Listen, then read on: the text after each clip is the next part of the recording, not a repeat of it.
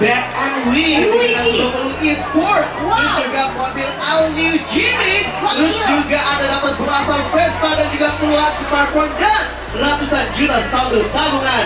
UMKM Kota Banda Aceh ini tercatat pada hari ini sampai dengan 300 lebih UMKM.